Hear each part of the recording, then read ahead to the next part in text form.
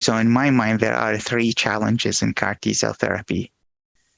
One challenge is the toxicities that come with CAR T cell therapy, such as cytokine release syndrome, neurotoxicity, and rarely hemophagocytic-like syndrome.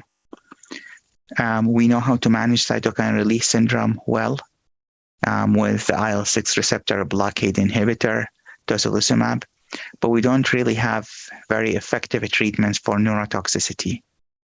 We use steroids, and perhaps the steroids help some, but it's not targeted. And there have been cases where neurotoxicity or cytokine release syndrome can get out of control.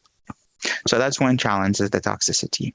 Controlling the toxicity would allow the safer, more outpatient administration of CAR T cell therapy. The second problem is the resistance to CAR T cell therapy, which is a major problem.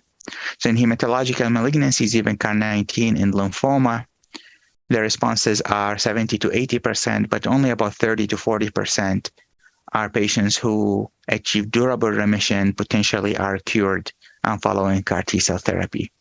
So how can we improve on that? In solid tumors, the rates of response are much lower. And so far in clinical trials, we rarely see objective, meaningful responses following CAR T.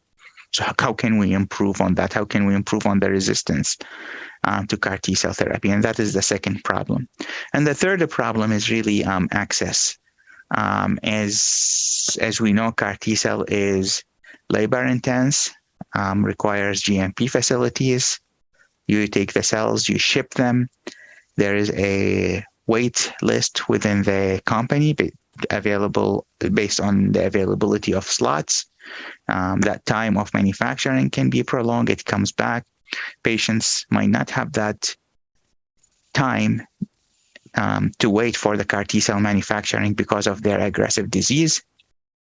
And all of that lowers the access of CAR T cell therapy. So how can we improve on access? And then within the improvement of access, it comes strategy like shortened manufacturing, strategies like off-the-shelf allogeneic CAR T cells, strategies like on-site manufacturing, decentralized manufacturing. And hopefully that would increase access and increase the time required for manufacturing and allow more patients to receive CAR T. So far, even of the patients that are eligible to CAR T, it's estimated only 20% are actually receiving CAR T, even with the current FDA approval. And that comes down to the access. The tumor microenvironment plays in the second challenge, which is the resistance of CAR T. I think we're learning more and more from clinical trials, as well as from correlative studies and independent science studies, that different components of the tumor microenvironment inhibit CAR T cell function. And that is applicable for hematological cancers as well as for solid tumors, such as the tumor-associated macrophages, cancer-associated fibroblasts, the extracellular vesicles, regulatory T cells, different components within the tumor microenvironment. And that comes strategies to make CAR T cells more resistant to this inhibition, either by targeting the tumor microenvironment, combining CAR Ts with different strategies that target the microenvironment, or engineering CAR Ts to become resistant to this inhibition, such as disrupting a gene, knocking out a gene, upregulating a gene in the CAR T that would make them more resistant to this inhibition. Or by designing CARs that target the tumor microenvironment as well as target the tumor.